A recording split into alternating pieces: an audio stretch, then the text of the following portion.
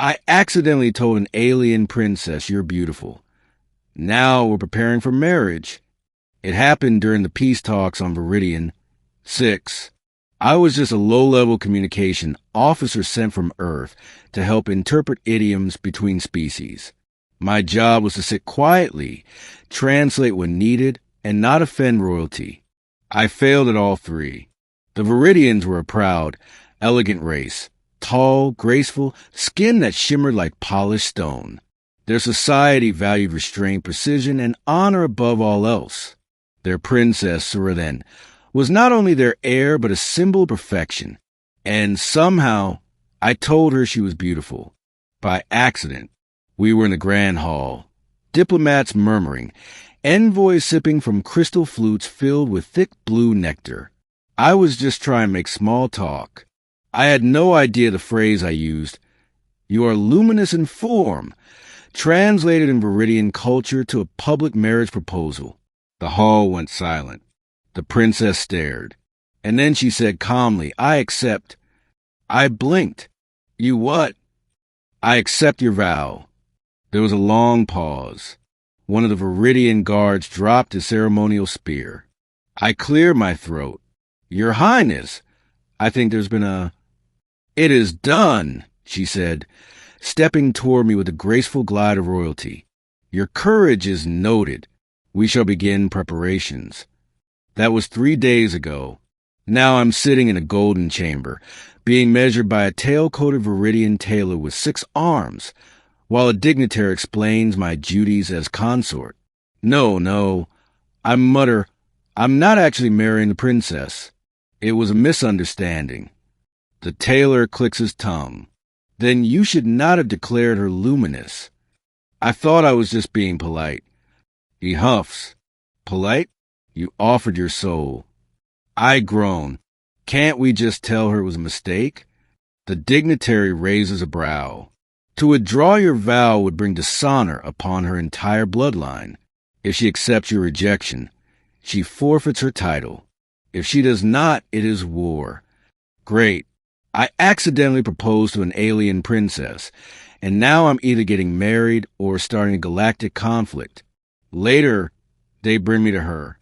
Princess Surathen sits on a raised throne of light, her long white robes flowing like liquid silk.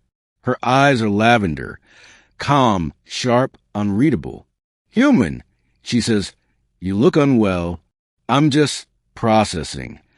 You regret your vow. I hesitate. Every part of me wants to say yes. But when I look at her, I remember how she stood in that hall, unshaken, proud, and how she didn't laugh or scorn me. She just accepted, with dignity. I didn't mean to disrespect you. I say, you did not. You honored me. But I didn't understand what I was saying. She studies me. Would you still have said it if you had known? Maybe, but not in front of everyone. She tilts her head slightly. You are honest. That pleases me. I shift uncomfortably. This is a bit fast. On Earth, we usually date. Date? It's like spending time together to see if it's a good match. She considers that. Then we shall date. I blink. Really? Yes. You will walk with me tonight. So we walk. Not in a garden, not in some quiet corridor, but across a crystal bridge above a sea of golden clouds, with 2 moons casting shadows over a silver crown. I have studied Earth customs, she says. Many of your rituals are strange. Why do your people give rings as symbols of union? It's tradition. I explain. It means commitment.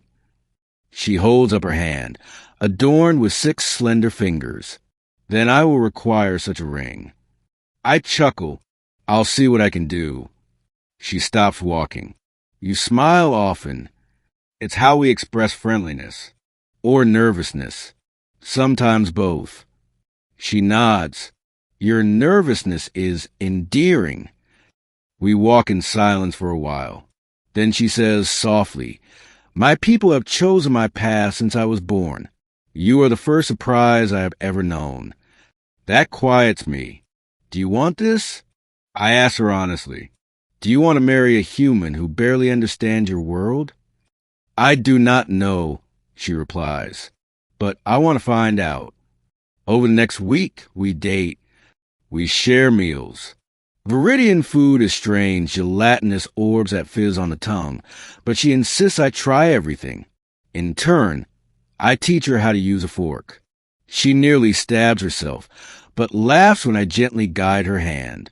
We walk through holographic museums, view ancient battle records, listen to songs played on vibrating crystal slabs. She tells me stories of her childhood, how she trained to speak 5 dialects, how she never once touched soil or saw real rain. So I bring her a bucket of dirt. She stares at it. What is this? Earth. You brought me your world? In a way. She kneels, touches the soil, and closes her eyes. It's warm. One evening, as the stars drift across the sky dome, she turns to me and says, "The bonding ceremony is soon." I know. Are you prepared? I'm not sure. I admit, this all started with a mistake. But I like being with you. Her eyes soften. And I with you. But marriage is forever. On Earth, that's a big deal. On Viridian, it is life-binding. To wed is to tether your breath to another. I swallow. Heavy. Yet you still stand here. Yeah. She reaches out and takes my hand. Her skin is cool and smooth. Then let us continue. Not out of duty, but curiosity. I smile. That's the most honest proposal I've ever heard. The night before the ceremony, I stand before a mirror in formal robes, dark blue and silver, with embroidered sigils of both our worlds. My heart pounds. Am I really doing this?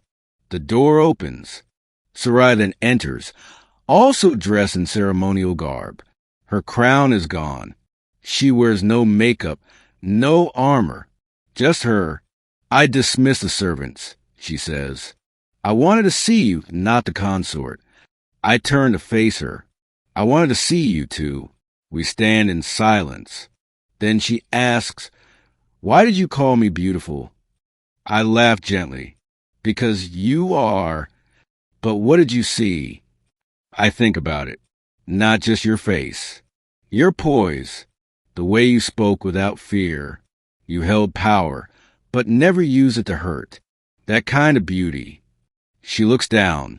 Then, for the first time, she blushes just faintly. Then I will try to be worthy of it. You already are.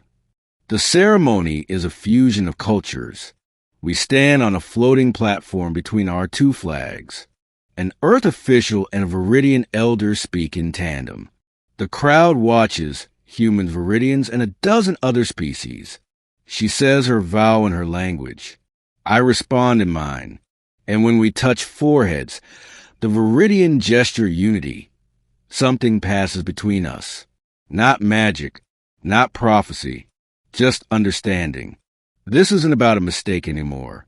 It's a choice.